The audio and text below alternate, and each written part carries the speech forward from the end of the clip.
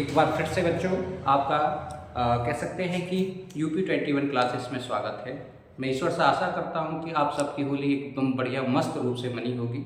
और ये सब अब होली के बाद की हम पहली क्लास आपके लिए के आए हैं और टॉपिक अपना था करंट अफेयर। और करंट अफेयर की जो उसमें टॉपिक अपने लेकर आए हैं विज्ञान एवं प्रौद्योगिकी।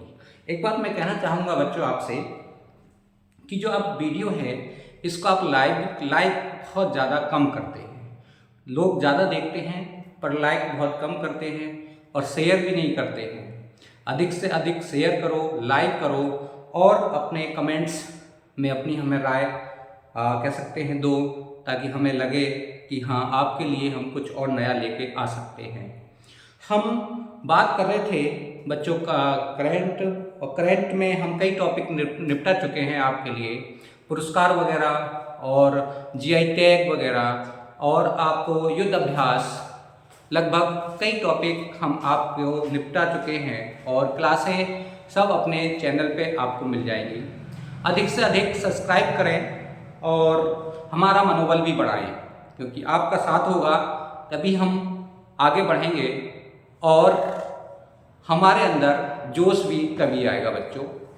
अब देखते हैं विज्ञान एवं प्रौद्योगिकी को लेकर हम आए हैं 2023-24 की जो इम्पोर्टेंट घटनाएं हैं उन पे हम बात करते हैं बच्चों।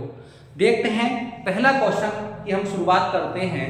तो पहला क्वेश्चन है बच्चों सबसे पहले, और हाँ एक बात ध्यान रखें बच्चों, इस क्लास में हमने कुछ चेंज किया है। पहले हम एमसीक्यूज लेकर आए हैं, बाद में हम इसका डिस्क्रिप्शन आपको पढ़ाएंगे। तो देखते हैं बच्चों, सबसे पहले हम बात करते हैं Sudarshan air defence missile system S4। Important है बच्चों, वेरी वेरी इंपोर्टेंट है। S4 की हम बात करते हैं। S4 और भारत की कौन सी सीमा रेखा पर स्थापित किया गया है बच्चों? तो S4 अपना कह सकते हैं सिस्टम है, ये भारत की किस दिशा में या किस देश की सीमा रेखा पर इसे स्थापित किया गया है बच्चों? बात करते हैं कि भारत को किन देशों से ज्यादा हमें खतरा है, तो उन्हीं पे ही हम इसे सेट करेंगे। और बाकी बांग्लादेश वगैरह या अफगानिस्तान या कह सकते हैं जो और भी तुम्हारे कंट्री हैं, तो इनसे नहीं ज़्यादा अपनों को खतरा है। पाकिस्तान और चीन से हमें ज़्यादा खतरा रहता है, क्योंकि अपनी तुलना जो भारत चीन जो अपनी तुलना करता है वो पाकिस्तान से ही करता है। तो हमें S400 का जो हमने कह सकते हैं एयर डिफेंस मिसाइल सिस्टम जो स्थापित किया है बच्चों, तो देखो सबसे पहले ऑप्शन है तुम्हारे भारत पाकिस्तान सीमा रेखा पर, ऑप्शन बी है भारत चीन सीमा रेखा पर, भारत बांग्लादेश सीमा रेखा पर और भारत अफगानिस्तान सीमा रेखा पर। तो बच्चों हमें दो ही जगह से ज्यादा तनाव मिलता है, एक तो पाकिस्तान की ओर से बच्चों और एक चीन की ओर से। तो हमने ये S4 सिस्टम जो लॉन्च किया है और जो स्थापित किया है भारत ने, वो भारत और चीन की सीमा रेखा पर किया है, या कह सकते हैं भारत और चीन की जो उत्तर में है भारत के, तो उस पे इस सिस्टम को हमने कह सकते हैं कि स्थापित किया है बच्चों। अब हम बात करेंगे इसके डिस्क्रिप्शन की कि Sudarshan air defence missile system S400 की हम बात करते हैं बच्चों। तो देखते हैं इसका डिस्क्रिप्शन क्या है। देखते हैं सुदर्शन, अगर क्वेश्चन आता है कि सुदर्शन क्या है, तो एयर डिफेंस सिस्टम है और ये S400 है बच्चों। हम बात करते हैं कि एयर डिफेंस मिसाइल सिस्टम है और S400 के नाम से इसे जाना जाता है बच्चों। हम बात करते हैं ये जो S400 सिस्टम हमने कहां से लिया था, ये हमने रूस से लिया था बच्चों। तो भारत और रूस के बीच 5 स्क्वाड्रन S400 मिसाइल सिस्टम के लिए कितने करोड़ का? 35 करोड़ रुपए का समझौता हुआ है भारत और रूस के बीच में बच्चों। कितने कह सकते हैं S400 जो तुम्हारे कह सकते हैं मिसाइल सिस्टम आएंगे, तो वो कितने आएंगे? 5 आएंगे। और 5 जब हम मंगाएंगे तो भारत के लिए कितना पैसा हमें भरना पड़ेगा? तो बच्चों 35 करोड़ रुपया हमें भारत को रूस को देना पड़ेगा। चीन की सीमा से लगे पूर्वोत्तर क्षेत्र में भारतीय सेना ने आयोजित और एक यहाँ कह सकते हैं युद्ध अभ्यास भी किया था भारतीय सेना ने। आकाश पूर्वी अभ्यास में वायु सेवा ने पहली बार S-400 को शामिल किया था। इसे कह सकते हैं S-400 मिसाइल सिस्टम को भारत ने या भारतीय वायुसेना ने किस युद्ध अभ्यास में स्थापित किया था? तो बच्चों आकाश पूर्वी अभ्यास जो युद्ध अभ्यास हुआ था उसमें पहली बार कह सकते हैं स्थापित किया गया था भारत की वायुसेना द्वारा। बच्चों हम बात करते हैं अपनी चीन की, तो चीन जो क्षेत्र है हिमाचल प्रदेश से लेके उधर लेह लद्दाख से लेके और इधर अरुणाचल प्रदेश तक लेके ये पूरी की पूरी बेल्ट हमारी चीन से घिरी हुई है। और जितना भी भारत का कह सकते हैं उत्तरी दिशा है या हिमालय पर्वत है वो चीन से पूरा कवर होता है और उसमें तिब्बत वगैरह, तिब्बत भी इसमें शामिल है बच्चों। तो ये सब जो सिस्टम हमारे लिए भारतीय वायुसेना ने सेट किया है ये सब चीन के लिए सेट किया है बच्चों। हम बात करते हैं बच्चों अगले क्वेश्चन की। तो अगला क्वेश्चन है बच्चों 10 से 13 नवंबर 2023 10 से 13 नवंबर 2023 में भारत का युद्धपोत INS सुमेधा को किस देश के सद्भावना यात्रा में रवाना किया गया था बच्चों? तो किस देश के सद्भावना यात्रा में INS सुमेधा को या भारत से रवाना किया गया था बच्चों? तो देखते हैं, ऑप्शन ए है साउथ अफ्रीका, ऑप्शन बी है बांग्लादेश, ऑप्शन सी है ऑस्ट्रेलिया, ऑप्शन डी है नामीबिया। नामीबिया जो 4 कंट्री हैं, चारों में से सद्भावना यात्रा जो शुरू हुई थी वो किस कंट्री से हुई थी? तो बच्चों ऑप्शन डी है तुम्हारा नामीबिया से। और बच्चों अपने कह सकते हैं भारत ने नामीबिया से हमने क्या मंगाए थे? वहां से कह सकते हैं 3 जो आए थे शेर आए थे, वहां से बाघों को मंगाया था अपने भारत के प्रधानमंत्री जी ने नामीबिया से मंगाया था। और उनके ही बिल्कुल जब वो आए थे तो उनके लिए पूरा जो एयर जेट था वो सेम उसी में ढाला गया था ताकि बच्चों उन्हें ये ना लगे कि हम जंगल से पकड़कर लिए जा रहे हैं, पर वो यहाँ के छोड़े गए और वो मध्य प्रदेश में छोड़े गए हैं बच्चों जो नामीबिया से आए थे। अब हम देख लेते हैं बच्चों कि INS सुमेधा जो नामीबिया में कह सकते हैं सद्भावना यात्रा में गए थे, जाके यहाँ से रवाना किया गया था। तो इसका डिस्क्रिप्शन है, देखो बच्चों, भारत की ओर से नामीबिया की सद्भावना यात्रा में शामिल होने के लिए INS सुमेधा को यहाँ से रवाना किया गया था। हम बात करते हैं इस सद्भावना यात्रा का आयोजन कहाँ किया गया था? तो वाल्सेक खाड़ी में किया गया था। हम बात करते हैं बच्चों कि अफ्रीका और अटलांटिक महासागर में भारतीय नौसेना के मिशन पर आधारित तैनाती है। हाँ, एक प्रकार का जो यह मिशन चला है उस मिशन के आधार पर INS तुम्हारे सुमेधा की वहां पर तैनाती की गई है बच्चों मैं बीच में एक बात और आपको बताना चाहूंगा कि अगर हमें सफलता पानी है बच्चों तो आपको रात और दिन मेहनत करनी पड़ेगी। ये आप सोच लें और बिना सोचे कुछ होने वाला नहीं है। आपको रात दिन मेहनत करनी ही पड़ेगी, चाहे आप हमारे चैनल से पढ़ें चाहे और किसी चैनल से पढ़ें, पर बच्चों आपको मेहनत करनी ही होगी और मेहनत के बिना कुछ होने वाला नहीं है। और मेहनत करते रहिए, हम तुम्हारे साथ खड़े हैं। अगर कोई समस्या हो तो आप हमें कह सकते हैं कमेंट्स करके अवगत करा सकते हैं। और भी किसी चीज़ की जानकारी लेने की अगर आपको जानकारी चाहिए तो हमें कमेंट्स के माध्यम से आप जानकारी ले सकते हैं बच्चों। और रही बात क्लास की, तो क्लास में ऐसे ये क्वेश्चन है करंट के कि आना 100% यहीं से है बच्चों।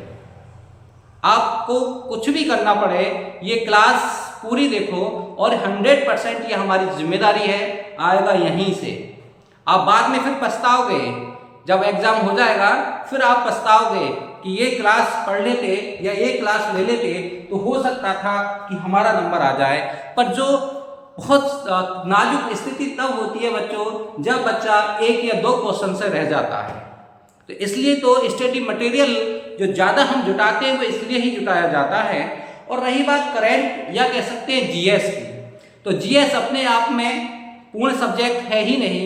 जैसे कि मैथ है, रीजनिंग है, हिंदी है, ये सब्जेक्ट अपने आप में पूर्ण होते हैं, पर जीएस कभी पूर्ण नहीं होता और जीएस में कभी कोई टीचर पूर्ण नहीं होता बच्चों।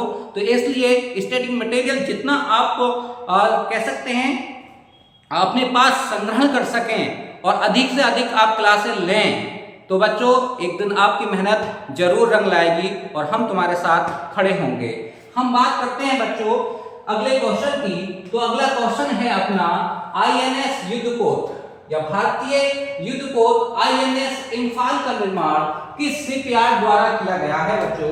तो आईएनएस इम्फाल का जो कह सकते हैं निर्माण हुआ है वो किस कह सकते हैं शिपयार्ड द्वारा किया गया है। तो बच्चों देखते हैं ऑप्शन ए है Mazagon dock shipyard ship builds limited द्वारा। ऑप्शन बी है बच्चों हिंदुस्तान शिप बिल्ड्स लिमिटेड द्वारा। ऑप्शन सी है Garden Reach ship builders engineers द्वारा। ऑप्शन डी है गोवा शिप बिल्डर्स लिमिटेड द्वारा। तो बच्चों इम्फाल आईएनएस इम्फाल का जो निर्माण किया गया है वो किस शिपयार्ड के द्वारा किया गया है बच्चों। तो इसका ऑप्शन ए है बच्चों Mazagon dock ship builders limited द्वारा इसका कह सकते हैं निर्माण किया गया है। आगे हम देखते हैं बच्चों कि इसका डिस्क्रिप्शन क्या होगा। तो इसका डिस्क्रिप्शन है आईएनएस इम्फाल। और आईएनएस इम्फाल चर्चा में क्यों रहा इसलिए हम इस क्वेश्चन को पढ़ रहे हैं बच्चों। देखते हैं कि भारतीय नौसेना में इसे शामिल किया गया है। कहा भारतीय नौसेना में शामिल किया गया है। और निर्माणकर्ता कौन है। तो निर्माणकर्ता है बच्चों MDSL Mazagon dock ship builders limited द्वारा इसका कह सकते हैं निर्माण किया गया है। इसकी अगर हम विशेषता की बात करते हैं तो विशेषता क्या है, लंबाई 163 मीटर है बच्चों। इसकी लंबाई कितनी है इम्फाल आईएनएस इम्फाल की 163 मीटर लंबा है बच्चों। और इसकी चौड़ाई कितनी है बच्चों। तो इसकी चौड़ाई है 17 मीटर ये चौड़ा है। अगर हम बात करते हैं बच्चों कि आईएनएस इम्फाल जो बना था वो किस प्रोजेक्ट के तहत चला था। और 2015 में वो प्रोजेक्ट शुरू किया था।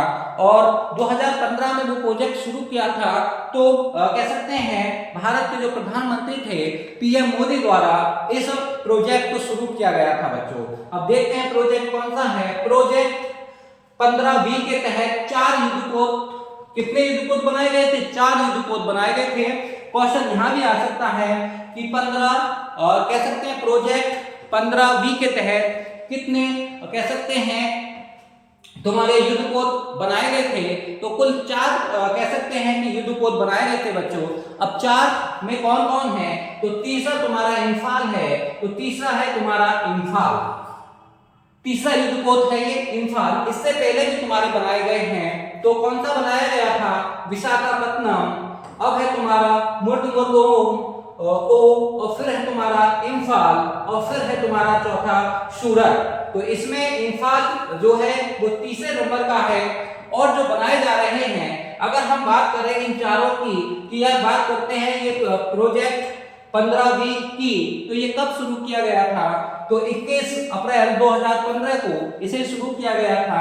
हम बात करते हैं अगर एग्जाम में आता है कि प्रोजेक्ट तुम्हारा 15B किससे संबंधित है तो बच्चों डिफेंस से संबंधित है। और ये इस प्रोजेक्ट के तहत बच्चों तो युद्धपोत बनाए गए हैं। और कितने युद्धपोत बनाए गए थे तो टोटल 4 युद्धपोत इसके द्वारा इस प्रोजेक्ट के तहत निर्माण किया गया है बच्चों। अब हम बात करते हैं अगले क्वेश्चन की बच्चों। तो अगला क्वेश्चन है बच्चों कि पृथ्वी योजना का संबंध निम्न में से किस घटक से है। कि पृथ्वी जो योजना है उसका संबंध किस घटक से है बच्चों। एक बार एमसीक्यूज देख लो फिर इसका हम डिस्क्रिप्शन आगे पढ़ाएंगे ताकि आपके माइंड में ये बात बैठ जाए। तो देखो बात करते हैं ऑप्शन ए की वायुमंडल का अवलोकन, ऑप्शन बी है भूमंडल का अवलोकन, ऑप्शन सी है जलमंडल का अवलोकन। ऑप्शन डी है बच्चों उपरोक्त सभी। तो बच्चों पृथ्वी योजना चलाई गई है और पृथ्वी योजना की शुरुआत की थी वो प्रधानमंत्री नरेंद्र मोदी जी द्वारा की गई थी। और इसका रीजन क्या है, मतलब क्या इसका उद्देश्य है, तो उपरोक्त सभी है बच्चों इसमें आंसर। तो वायुमंडल का भी अवलोकन करे होगा, भूमंडल का भी अवलोकन होगा बच्चों, जीव मंडल का भी अवलोकन होगा और उपरोक्त मतलब तीनों का ही इसमें अवलोकन किया जाएगा। अब हम बच्चों पृथ्वी योजना का डिस्क्रिप्शन देखते हैं, एक बार देखते हैं बच्चों डिस्क्रिप्शन क्या है।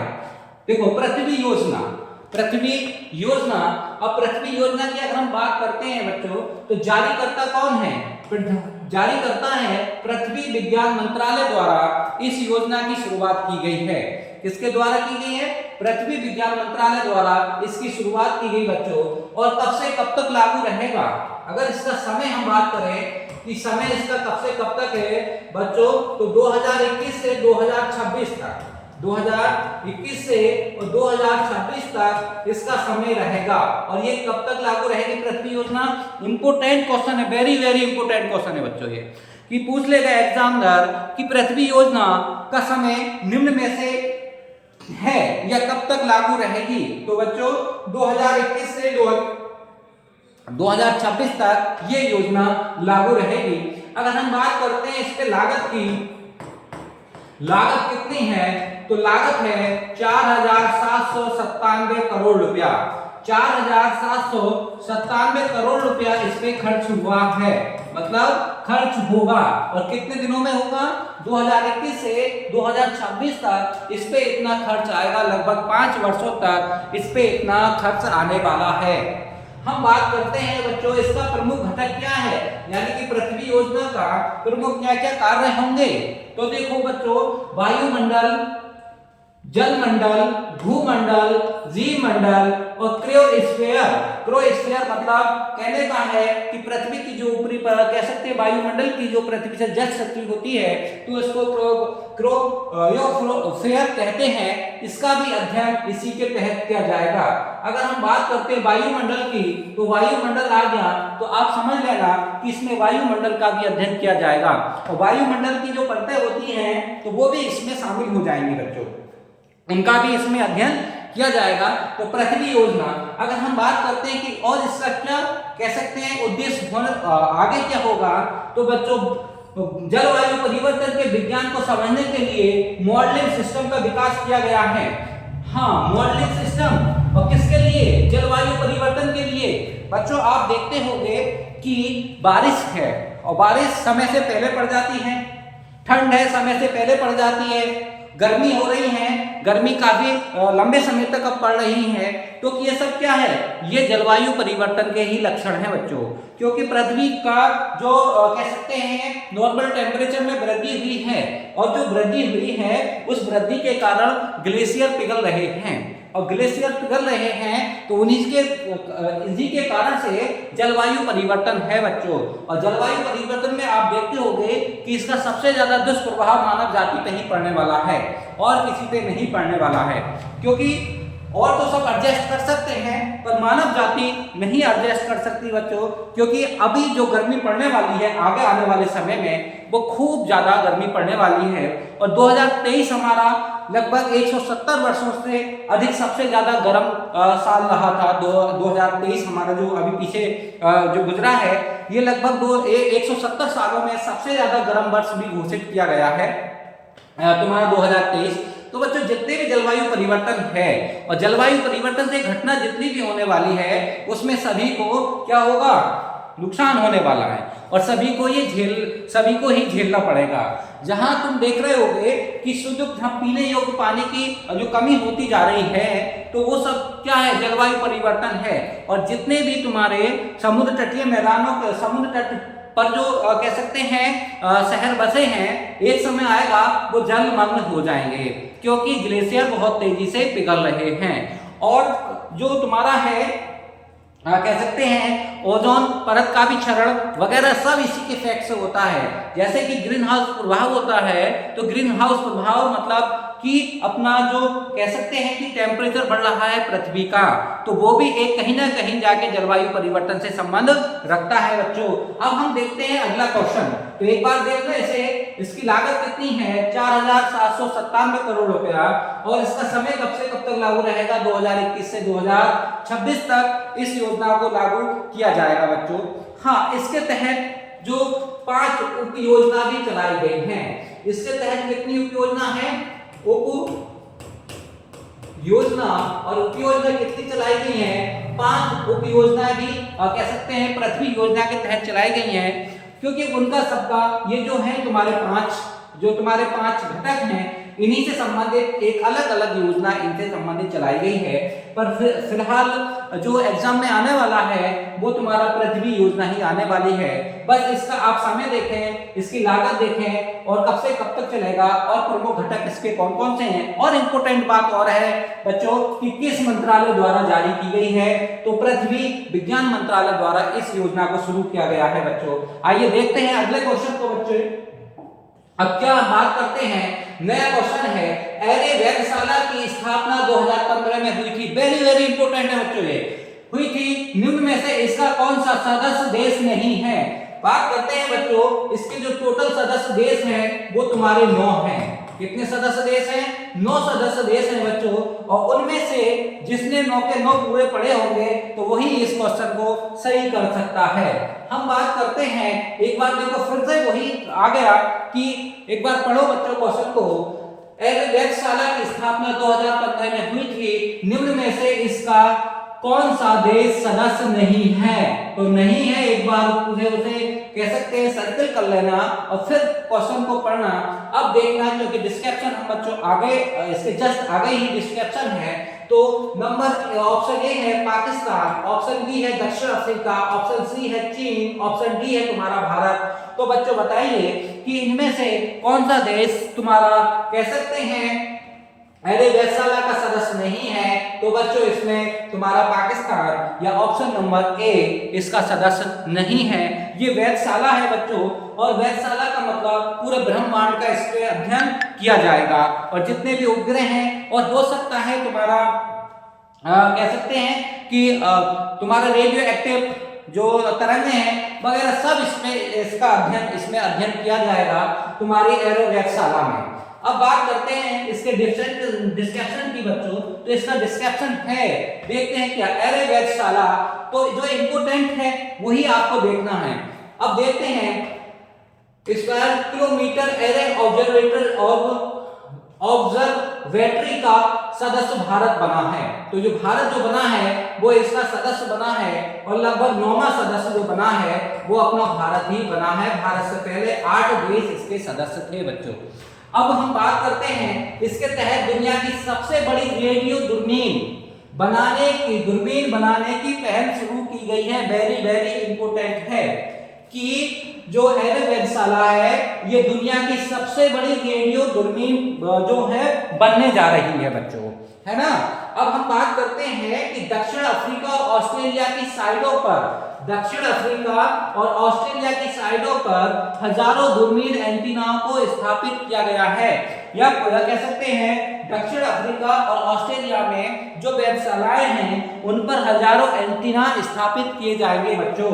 इस कह सकते हैं वेधशाला के तहत यह एक प्रकार का अंतरंग सरकारी संगठन है, ये सरकार से संबंधित नहीं है, ये एक कह सकते हैं कि संस्थागत है पर सरकारी नहीं है बच्चों। स्थापना अगर हम इसकी देखते हैं तो स्थापना 2015 में हुई बच्चों इसकी, और हम बात करते हैं इसका मुख्यालय है, तो मुख्यालय यूनाइटेड किंगडम में है। हम बात करते हैं सदस्य देशों की, तो भारत सहित कितने देश हैं बच्चों, इसमें 9 देश सदस्य हैं। इंपोर्टेंट बस यही है कि इसके सदस्य कितने हैं, तो 9 सदस्य हैं इसके, और भारत जो बना है इसका 9वां सदस्य बना है बच्चों। हम बात करते हैं पूरे के पूरे 9 जो सदस्य देश हैं, एक बार उन पे भी हम नजर डाल लेते हैं बच्चों। तो ऑस्ट्रेलिया है, दक्षिण अफ्रीका है, कनाडा है, यूनाइटेड किंगडम है, चीन है, भारत है, फ्रांस है, इटली है, जर्मनी है। तो बच्चों ऑप्शन में जो हमने दिया था पाकिस्तान, क्या वो इसमें है? वो नहीं है, इसलिए इस ऑप्शन का जो आंसर है वो आंसर ए सही है बच्चों। क्योंकि पाकिस्तान इसका सदस्य नहीं है। तो जो बात करते हैं कि मुख्यालय है इसका यूनाइटेड किंगडम में और स्थापना इसकी 2015 में। कुल सदस्य देश कितने हैं इसके? 9, भारत सहित इसके 9 देश सदस्य हैं। हाँ, ये दुनिया की सबसे बड़ी रेडियो दूरबीन बनाई जाएगी, यानी कि दुनिया की सबसे बड़ी रेडियो दूरबीन बनाने की पहल चली है इन देशों द्वारा बच्चों। हम बात करते हैं अगले क्वेश्चन की। तो अगला क्वेश्चन है बच्चों, अगला क्वेश्चन है कि एंटी ड्रोन टेक्नोलॉजी का विकास रक्षा अनुसंधान और विकास संगठन के द्वारा किया गया। डीआरडीओ का नाम तो आपने सुना होगा, वलस्य मूलम उसका क्या है? वाक्य है या आदर्श वाक्य है वलस्य मूलम। और डीआरडीओ यह कह सकते हैं कि तुम्हारा विकास रक्षा अनुसंधान और विकास संगठन के द्वारा किया गया है। इसकी स्थापना कब की गई थी बच्चों? तो ये आपने पढ़ा होगा क्वेश्चन और वेरी वेरी इंपोर्टेंट क्वेश्चन है बच्चों, ये एग्जाम में अधिकतर आता है। हम बात करते हैं ऑप्शन ए की 1957 में, ऑप्शन बी है 1958 में, ऑप्शन सी है 1959 में, ऑप्शन डी है बच्चों 1960 में। तो बच्चों कमेंट्स करके हमें अवगत कराना है कि इसकी स्थापना कब की गई थी। तो बच्चों इसकी स्थापना 1958 में की गई थी। कब की गई थी? 1958 में की गई थी। और एक बात ध्यान रखो, नासा की भी स्थापना 1958 में की गई थी और इसरो की स्थापना 1900 तुम्हारा कह सकते हैं 1968 में की गई थी इसरो की, और नासा की गई थी 1958, डीआरडीओ की स्थापना की गई थी 1958। ये तीनों ही हैं, इंपोर्टेंट है बच्चों। और तुम्हारा डीआरडीओ का जो मुख्यालय है वो नई दिल्ली है और इसरो का मुख्यालय तुम्हारा बेंगलुरु में है। हम बात करते हैं इस क्वेश्चन की। तो इस क्वेश्चन का आंसर है बच्चों 1958 में डीआरडीओ की स्थापना की गई। तो क्या है इसका जो आंसर है? तो ऑप्शन सी है, एंटी ड्रोन टेक्नोलॉजी का विकास रक्षा अनुसंधान और विकास संगठन द्वारा किया गया था। इसका जो कह सकते हैं स्थापना कब की गई थी? तो 1958 में इसकी स्थापना की गई थी। अब बच्चों इसका हम कह सकते हैं डिस्क्रिप्शन देख लेते हैं कि एंटी ड्रोन टेक्नोलॉजी, इस ड्रोन का क्या काम होगा? ये एंटी ड्रोन जो हमारे दुश्मनों के ड्रोन होंगे उन्हें कह सकते हैं क्या करेगा? उन्हें नष्ट कर देगा, जो उनकी पहचान करेगा और उन्हें क्या कर देगा? नष्ट कर देगा। तो बच्चों देखते हैं विकास या विकसित करता कौन है? रक्षा अनुसंधान और विकास संगठन डीआरडीओ, जिसकी स्थापना 1958 में की गई थी। कब की गई थी बच्चों? 1958 में इसकी स्थापना की गई थी। अगर हम बात करते हैं डीआरडीओ के अध्यक्ष की, जो कह सकते हैं डीआरडीओ के जो अध्यक्ष हैं तो डॉक्टर हैं, जो अध्यक्ष हैं तो डॉक्टर सुब्रत रक्षित इसके अध्यक्ष बने हैं बच्चों। डॉक्टर सुब्रत रक्षित तुम्हारे डीआरडीओ के नए अध्यक्ष बने हैं। हम बात करते हैं कि एंटी ड्रोन टेक्नोलॉजी का उद्देश्य क्या होगा? क्या इसका उद्देश्य होने वाला है बच्चों? तो घुसपैठ करने वाले ड्रोन का पता लगाना और उनकी पहचान करके उन्हें क्या करेगा? निष्क्रिय कर देगा या उन्हें नष्ट कर देगा बच्चों। ये इसकी कह सकते हैं प्रमुख उद्देश्य होगा। हम बात करते हैं अगले कह सकते हैं नोट में, तो तुम्हारा है गेल और अदानी, तुम्हारा लॉरेंस एंड्रगो, आईकॉन सहित निजी क्षेत्र की कंपनियों को ये उद्योग प्रदान किया गया है। अब ये जो कह सकते हैं एंटी ड्रोन टेक्नोलॉजी किन्हें प्रदान की गई है? जो भारत के कह सकते हैं निजी क्षेत्र में इस टेक्नोलॉजी को भी प्रदान किया गया है। अब डीआरडीओ ने तो इसे विकसित कर दिया, अब ये कह सकते हैं ज्यादा रूप में, अब जब ज्यादा मात्रा में बनेगा तो ये तुम्हारे प्राइवेट सेक्टर की कंपनियां भी इन्हें बना सकती हैं बच्चों। अब एक बार फिर देखते हैं बच्चों नए क्वेश्चन के साथ हैं हम बात करते हैं अगले क्वेश्चन की। तो संयुक्त राष्ट्र अमेरिका ने दुनिया का पहला निजी मून मिशन पेरेग्रीन फर्स्ट का सफलतापूर्वक परीक्षण किया है। इस मिशन के कौन निदेशक थे? तो बच्चों इस मिशन के कौन निदेशक है? जो तुम्हारा मून मिशन पेरेग्रीन फर्स्ट का जो प्रक्षेपण किया है संयुक्त राज्य अमेरिका ने, यानी कि नासा ने।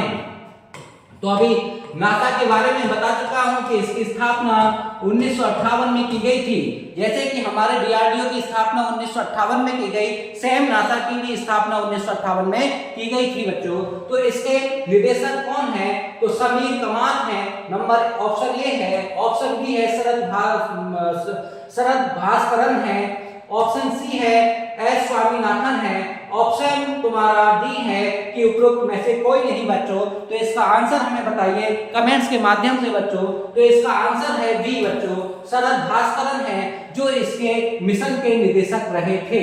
और ये लॉन्च किसने किया है? ये तुम्हारे नासा द्वारा इसे लॉन्च किया गया है बच्चों। अब हम इसका डिस्क्रिप्शन देख लेते हैं बच्चों कि डिस्क्रिप्शन क्या है। तो देखो अगला है इसका, तो पेरेग्रीन फर्स्ट या पेरेग्रीन फर्स्ट का है, ये क्या है? एक कह सकते हैं कि निजी मून मिशन है। और किस देश के द्वारा चलाया गया है बच्चों? तो संयुक्त राज्य अमेरिका यूएसए द्वारा इसकी शुरुआत की गई है। हम बात करते हैं संयुक्त राज्य अमेरिका ने दुनिया का पहला निजी मून मिशन का सफलतापूर्वक परीक्षण किया। अब ये परीक्षण कब किया ये इंपोर्टेंट है, क्योंकि ये प्रक्षेपित कहा कैंप कैनावेरल फ्लोरिडा से किया गया है और 8 जनवरी 2024 को किया गया था। करंट का सवाल है बच्चों, नया करंट है एकदम, कह सकते हैं विज्ञान एवं टेक्नोलॉजी का। हम बात करते हैं कि किया गया है और किस किस के साथ संयुक्त रूप से किस किस ने मिलकर किया है। तो बोइंग लॉकहीड मार्टिन के संयुक्त उद्यम यूनाइटेड लॉन्च अलायंस के साथ इसको क्या किया गया था? लॉन्च किया गया था। अब इसके जो निदेशक की अगर हम बात करते हैं मिशन के, तो शरद भास्करन इसके निदेशक हैं। शरद भास्करन जो है इसके निदेशक हैं बच्चों। अगर हम बात करते हैं नासा की स्थापना की, ये सब हम आपको बता चुके हैं बच्चों। हम बात करते हैं बच्चों अगले क्वेश्चन की। तो अगला क्वेश्चन है अपना, देखते हैं, कुप्पा पंप हाइड्रो स्टोरेज परियोजना की स्थापना गुजरात के छोटे उदयपुर में स्थापित की जाएगी। इंपोर्टेंट सवाल, वेरी वेरी इंपोर्टेंट। इस परियोजना से कितने मेगावाट ऊर्जा का उत्पादन होगा? मोस्टली तो यही है कि जो क्वेश्चन आ जाएगा कि कुप्पा पंप हाइड्रो स्टोरेज परियोजना कहां स्थापित की गई। तो इसका आंसर तुम्हारा है जो बच्चों, जो गुजरात के छोटे उदयपुर में स्थापित किया गया। अगर इसकी क्षमता के बारे में पूछे, अगर इसमें क्षमता हो या तो कह सकते हैं मेगावाट हो, तो बस इसका आंसर एक होगा कि इसकी कितनी क्षमता है या कितनी मेगावाट लाइट उत्पादित करेगा। तो इसका आंसर यही है। तो बच्चों ऑप्शन ए है 700 मेगावाट, ऑप्शन बी है 850 मेगावाट, ऑप्शन सी है 750 मेगावाट, ऑप्शन डी है 900 मेगावाट। तो बच्चों बताइएगा, आपने पीछे पढ़ भी रखा होगा, ये किसी और चैनल पे भी पढ़ा होगा। तो बच्चों इसका कितनी क्षमता है? तो इसकी क्षमता है 750 मेगावाट क्षमता वाली है, या 750 मेगावाट ऊर्जा प्रदान करने वाली ये तुम्हारे कह सकते हैं परियोजना स्थापित की गई है छोटे उदयपुर में, यानी कि तुम्हारा गुजरात में। हम बात करते हैं बच्चों इसके डिस्ट्रक्शन की, किसका डिस्ट्रक्शन क्या है। तो देखते हैं बच्चों, कुप्पा पंप हाइड्रो स्टोरेज परियोजना। स्टोरेज का मतलब है कि इतना ये स्टोर भी करेगी, कितना ये स्टोर भी करेगी बच्चों। देखते हैं प्रस्तावित कहां है? छोटे उदयपुर गुजरात में स्थापित किया गया है बच्चों। और NHPC Gujarat power corporation limited और गुजरात सरकार के साथ समझौता हुआ है। ये किस किस के साथ समझौता हुआ है बच्चों? ये तुम्हारा जो समझौता हुआ है, ये समझौता हुआ है कि एचएनपीसी गुजरात पावर कॉर्पोरेशन लिमिटेड और गुजरात सरकार के तहत ये तुम्हारा समझौता हुआ है। इसके तहत तुम्हारा क्या होगा? इस परियोजना को स्थापित किया जाएगा। अगर हम बात करते हैं क्षमता की, तो क्षमता कितना है? 750 मेगावाट। अभी जो जिस इसके एमसीक्यूज में आपने पढ़ा था। इसकी लागत की हम बात करते हैं, वेरी वेरी इंपॉर्टेंट है बच्चों। लागत इसमें कितनी लगी है? 400 करोड़ रुपया इसकी लागत है। अगर हम इसके उद्देश्य की बात करते हैं कि क्या इसका उद्देश्य होगा, तो संयुक्त जल भंडारण परियोजना है। संयुक्त जल भंडारण परियोजनाओं को विकसित करना है। और भी इसके साथ परियोजना जो जोड़ी जाएगी और लगभग ये 3 कह सकते हैं स्टेप में होगा। हम बात करते हैं कि 2030 तक 500 गीगावाट नवीनकरणीय होगा, ऊर्जा देगी। कितनी? 2030 तक 500 गीगावाट की नवीनकरणीय ऊर्जा प्रदान करेगी। और क्षमता और 2000 और क्षमता है और 2070 तक नेट जीरो का लक्ष्य रखा गया है, यानी कि 2070 तक नेट जीरो का लक्ष्य रखा गया है। नेट जीरो का मतलब कार्बन उत्सर्जन हम नहीं करेंगे, यानी कि भारत 2070 तक कार्बन उत्सर्जन नहीं करेगा। लगभग सभी उद्योगों में नेट जीरो हो जाएगा कि कार्बन हम उत्सर्जित नहीं करेंगे, बिल्कुल एकदम नेट जीरो होगा हमारा।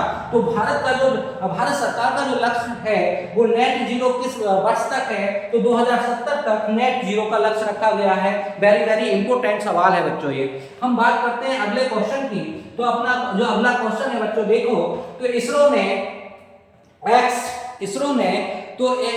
कौन सा शुरू किया है, तो इसरो ने एक्सपोसैट का परीक्षण 1 जनवरी 2024 को श्रीहरिकोटा के सतीश धवन अंतरिक्ष केंद्र से किया था। कहां से किया था, सतीश धवन अंतरिक्ष केंद्र से किया था। निम्न में से एक्सपोसैट का अध्ययन क्षेत्र नहीं है। अब जहां नहीं आ गया बच्चों तो वहां सर्कल कर लेना, फिर दोबारा से आप क्वेश्चन रिपीट करके आराम से पढ़ना, फिर आप उसका आंसर देना बच्चों। तो देखो बात करते हैं ऑप्शन ए के, आकाश गंगा का अध्ययन करेगा। ऑप्शन बी है रेडियो एक्शन या कह सकते हैं न्यूट्रॉन का अध्ययन करेगा, या ऑप्शन सी है ब्लैक होल का अध्ययन करेगा, या ऑप्शन डी है भूमंडल का अध्ययन करेगा बच्चों। तो बताइए बच्चों कि किसका ये क्षेत्र नहीं है, या कह सकते हैं क्षेत्र नहीं है, तो कौन सा इसमें क्षेत्र नहीं है बच्चों।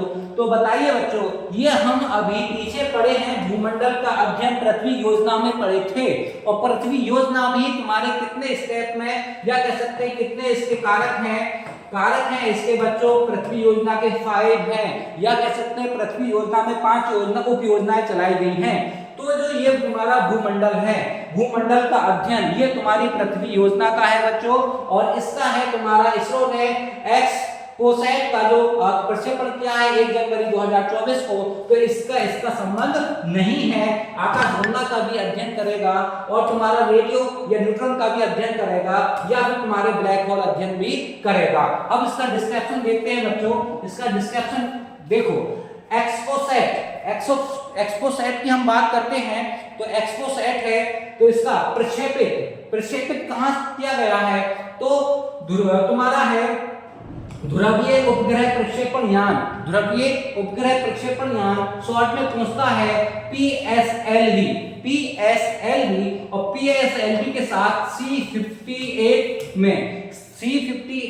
श्रीहरिकोटा से 1 जनवरी 2024 को इसका प्रक्षेपण किया गया। अब ये क्वेश्चन नहीं था है।